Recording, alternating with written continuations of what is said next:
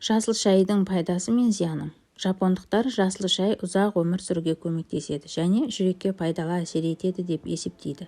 Ал қытайлықтар бұл сусынның дәрі-дәрмек екеніне сенімді. Жасыл шайдың пайдалы қасиеттерін қазіргі батыс ғалымдары жүргізген зерттеулерде растайды.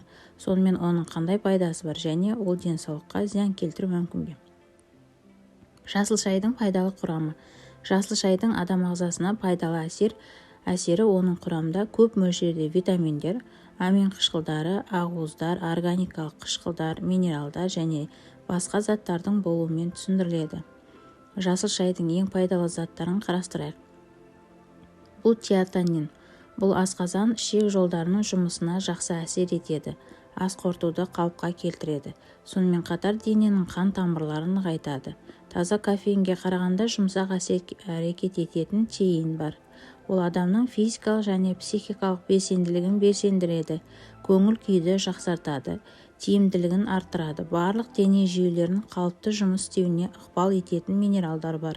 Олардың арқасында иммундық жүйе күшейеді. Тырнақтардың, тістердің, шаштардың және тағы да басқа денсаулық сақтауды жасыл шай құрамында көп мөлшерде кездесетін катехиндер бар. Ғалымдардың зерттеулеріне сәйкес көк шайдағы катехиндер салмақ жоғалтуға және салмақты қалыпқа келтіруге ықпал етеді.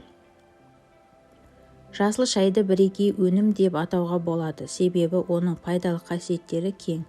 Тиімді диафоретикалық әрекет. Жасыл шай безгегі және түрлі қабынулар кезінде ұсынылады.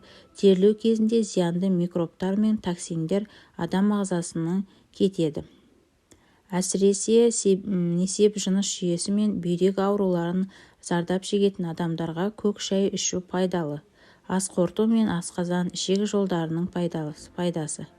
Жасыл шай ішу өт қабының 12 елі ішектің, ұйқы безінің және бауырдың жұмысына жақсы әсер етеді. Жасыл шай есте сақтау қабілетін жақсартады және сергектікті арттырады.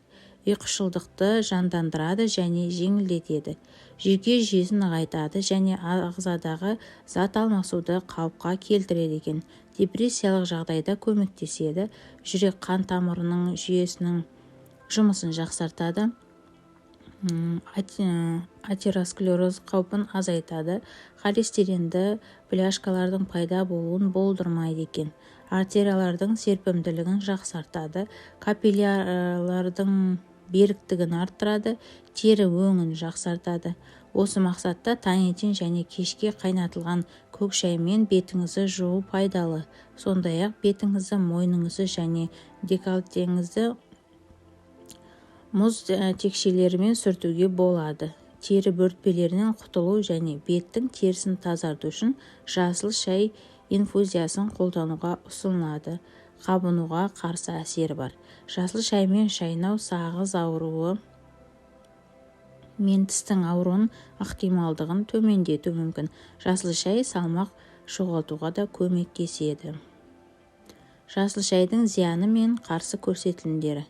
Егер жасыл шайдың пайдасы әдетте белгілі болса, оның қауіптілігі туралы аз біледі. Бұл сусынды келесі жағдайларда ішуге болмайды. Жүйке шаршауымен жасыл шайға бай кофеин жүйке жүйесін ынталандырады. Сондықтан жүйке шаршауынан зардап шегетін адамдарға энергия жетіспеушілігі мен ұйқының бұзылуы болуы мүмкін. Ұйқысыздық қаупі бар болғандықтан ұйықтар алдында көк шай ішпеген дұрыс. Жасыл шайды ішуге және гиперқозғаштықтан, сондай-ақ тахикардиядан зардап шеккендерге ішуге ұсынылмайды.